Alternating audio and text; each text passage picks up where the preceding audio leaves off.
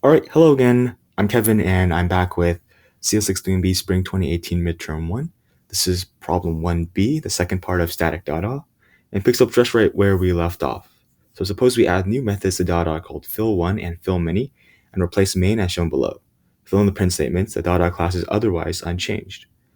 All right, so if the Dada class is otherwise unchanged, then we'll still have a Dada that contains a private string array called rs. So adding those two fields there so we don't forget. Then taking a look at the code, we have fill_many, takes in a string array D, and copies everything from dada.rs to D. And we have fill1, which takes in a D, a string D, and reassigns D to be dada.rs index 0. Okay, so when you see that part, it's like, whoa, that's tricky. All right, so basically your spidey senses should be tingling, and this feels like it's a local variable assignment. We'll see how this affects things later, but you should kind of already have a sense that this is kind of weird. So it might not do what it says it's doing. Then looking at the main method, we have ABCD again, Alice, Bob, Carol, Dan, the same 2D array. So let's just declare this 2D string array called 2D. 2D has those very same elements. We have a outside 2D array where we have, let's just draw it out. So we have all Alice, Bob, Carol, and Dan. Same as before. You're just completing all the pointers to them. Again, whether you draw the strings inside or if you point to them, doesn't make a difference for this problem. It's technically more accurate to draw pointers to them as these are objects and reference types in Java. Okay, then we set dot.rs equals a new string array containing fritz and gritz. So these are just two strings floating out in the open, fritz and gritz. Let's just type it out right now, fritz. Oops. Let me edit you, fritz and gritz.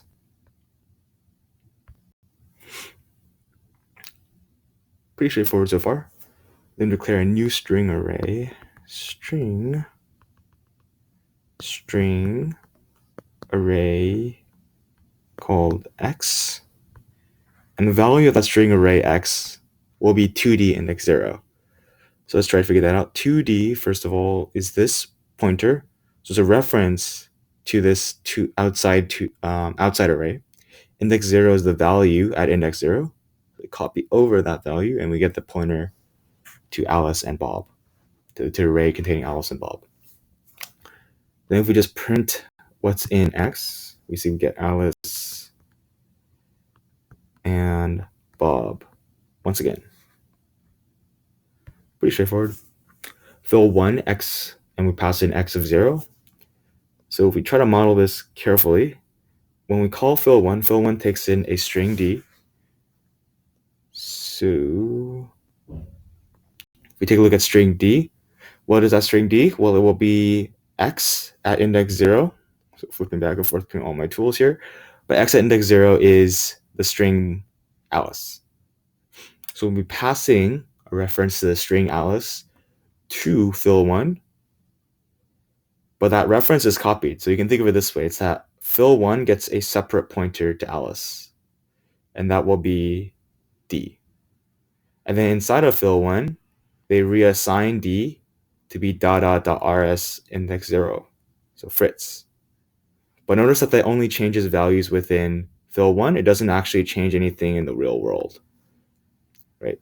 The only changes are accessible from fill1 and can't be seen from outside.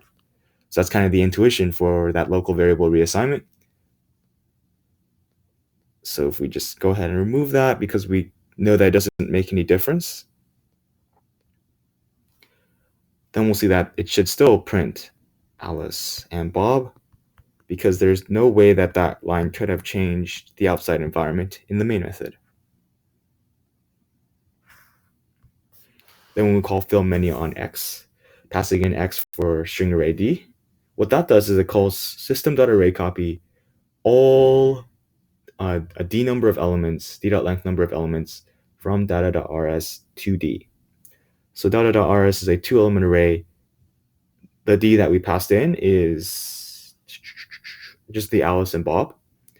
So we'll be copying, replacing the values that currently exist in 2D index 0. Don't want that tool.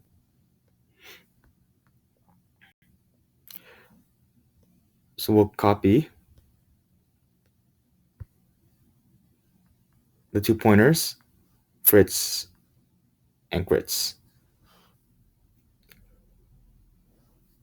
Because looking at data.rs, we have the first one is fritz, second one's gritz, and we'll be copying those 2 values and replacing index 0 and index 1 of 2D index 0, X in the end.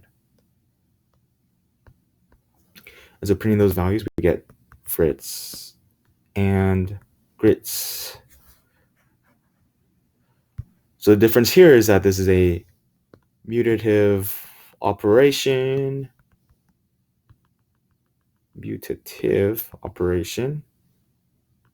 Oh my. Mutative operation. Because it changes the values in D, because it overwrites them. All right, so that is question 1.